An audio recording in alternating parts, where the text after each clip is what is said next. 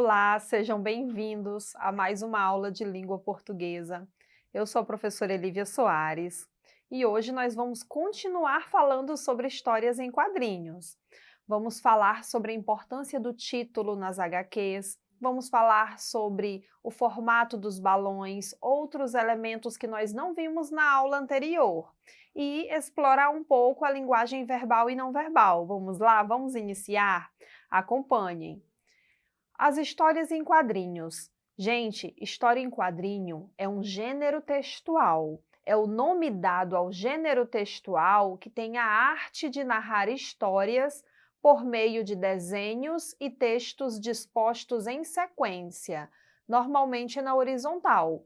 Nós vimos na aula anterior que as HQs, assim também chamadas, são narrativas, elas pertencem à tipologia narrativa. E por esse motivo, nas HQs, nós encontramos os elementos narrador, personagem, tempo, espaço e enredo.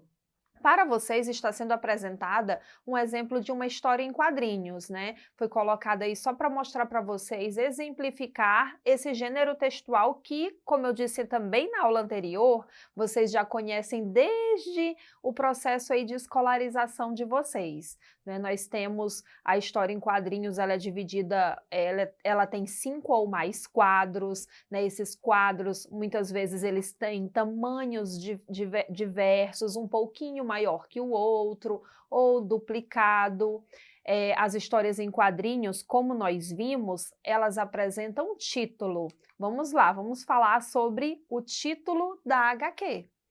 O título de uma história em quadrinhos pode parecer algo sem importância, mas ele possui um impacto significativo e como sua história em quadrinhos é interpretada.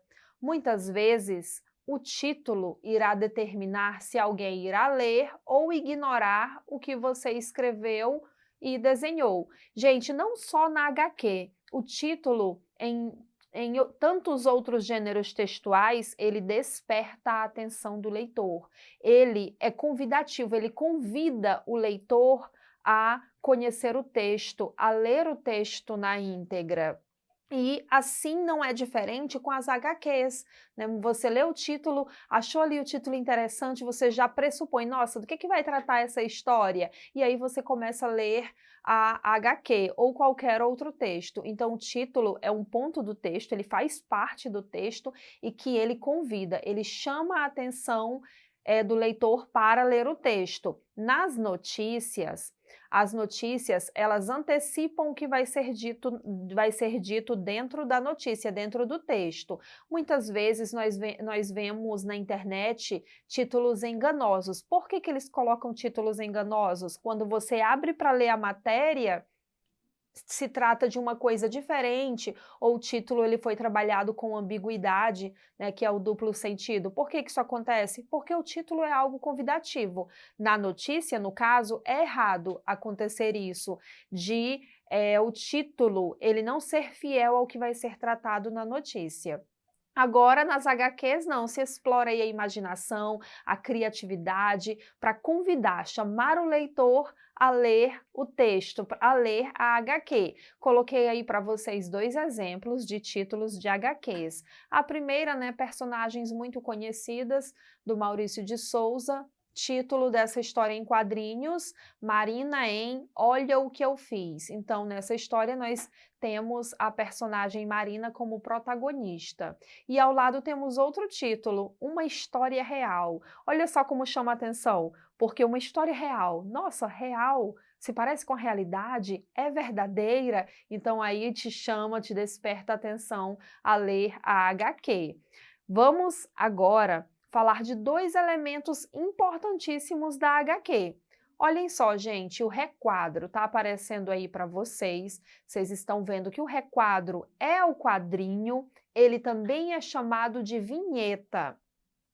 As HQs, elas têm tamanhos diversos de quadrinhos, né? Chamados também de requadros, chamados também de vinhetas. É o quadro, gente, que principalmente marca a forma da história em quadrinhos, tanto que o nome desse gênero é história em quadros, história em quadrinhos.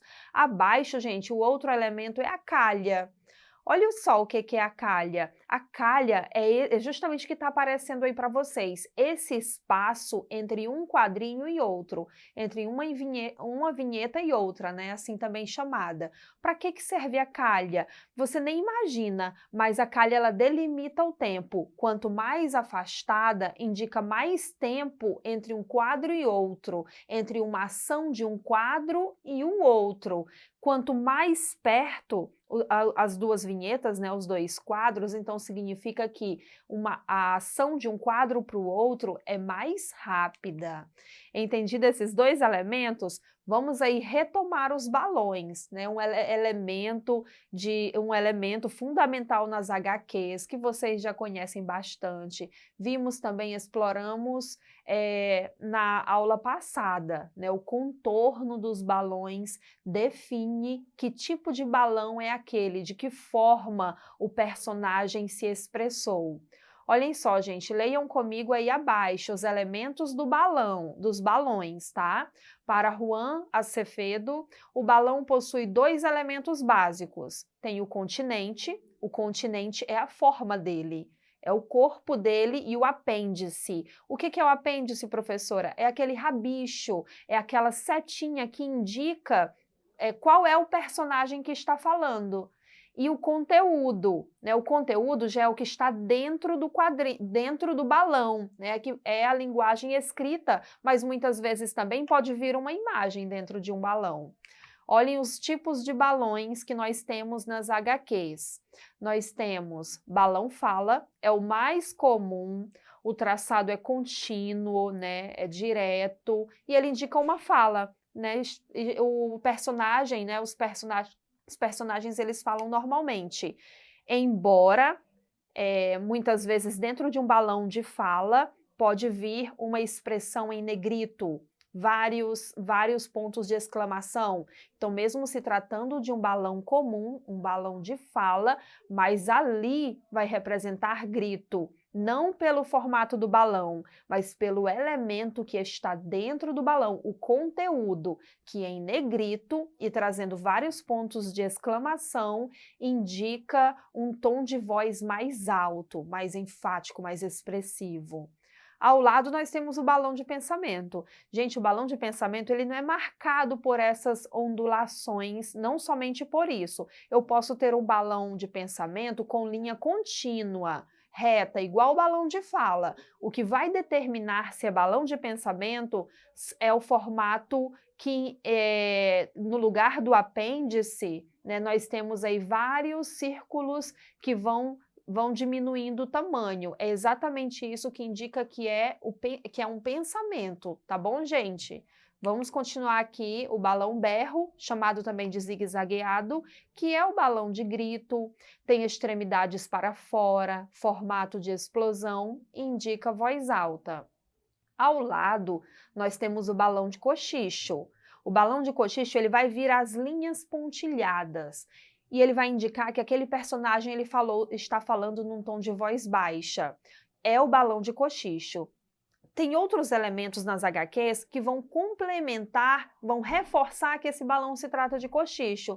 O personagem, ele vai estar, por exemplo, com a mão, a boca, né, olhando de viés, indica, né, outros elementos não verbais, além do balão, também vão indicar o tom de voz que está sendo usado ali no texto pelo personagem. Olha o balão uníssono, chamado também de balão de fala coletiva. Nós temos apenas um balão, mas nós temos vários apêndices, né, que indicam que os personagens estão falando ao mesmo tempo, no caso, a mesma coisa, como o exemplo que vocês estão vendo aí, né, na tela de vocês, tá bom? Reúne a fala de diferentes personagens. Temos também balões duplos, balões compostos. Indica duas ou mais sequências de fala de uma mesma personagem. Vejam, gente, que ele não é coletivo. Vejam na fala da personagem que está ao meio. A primeira fala dela está na parte superior e ele tem uma continuidade abaixo, dentro há a palavra anda, né? Esse é o balão duplo, balão composto, não foi necessário fazer 2 balões diferentes, só há um tem uma continuidade da fala dela, como se houvesse ali uma interrupção rápida, uma pausa rápida, e ela continuou a falar. E o balão especial. Não é muito comum nós encontrarmos nas HQs, mas é um formato de balão. Olhem só, né, está aparecendo aí para vocês do lado direito. Amor, acho que estou apaixonado. Ocorrem quando assumem a forma de uma figura. O texto verbal dentro está falando, o enunciador está falando que está apaixonado. Então, o formato do balão corresponde ao sentido do texto verbal. No caso, o coração, que representa aí que é uma metáfora do amor, tá bom? Então, esses foram os tipos de balões que nós vimos. Agora, falando para vocês, linguagem verbal, linguagem não verbal, né? Também é algo que é muito explorado no Enem, os textos verbais e não verbais, anúncios publicitários, as tirinhas que vocês vão ver nas provas de ciências humanas, ciências da natureza, não só na prova de linguagens. Então, a linguagem verbal e não verbal, ela permeia por vários gêneros textuais. Nós estamos explorando aqui a HQ, mas é um elemento que você encontra também em muitos outros gêneros textuais. E é preciso ter bastante cuidado ao analisar textos com essas 2 linguagens, porque elas se complementam, né? Então, você precisa estar atento ali a todos os detalhes de um texto com a linguagem mista, ou seja, que possui a linguagem verbal e não verbal. A linguagem verbal, como vocês sabem, é aquela que se estrutura por meio da palavra, seja oral ou seja escrita. No caso agora, estou aqui com vocês utilizando predominantemente a linguagem verbal, né? Pode ser oralizada, e no texto escrito vai vir por meio de palavras. Né? Nós temos, por exemplo, a notícia, editorial, artigo de opinião, texto do Enem, né, a redação do Enem, dissertativa argumentativa, são textos com linguagem verbal.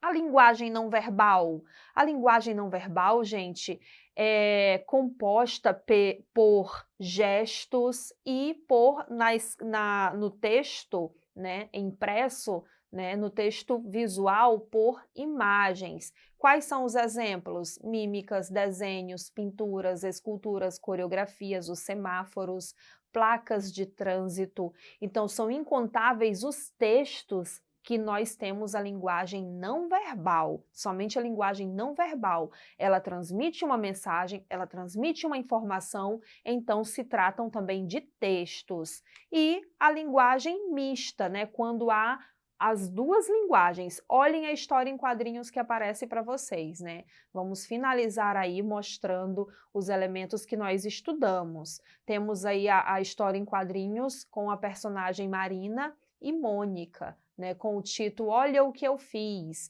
Vocês veem vários quadros de tamanhos diferentes, que são chamados de requadros, como nós vimos. E você observa que a linguagem predominantemente aí é a não verbal. O texto todo, exceto o título, ele é constituído por linguagem não verbal, e mesmo assim ele tem uma sequência de ações e transmite um enredo, uma história para vocês. Espero que vocês tenham entendido a aula de hoje e que vocês revejam esta aula novamente. Acessem a plataforma Eduque Acre. Obrigada!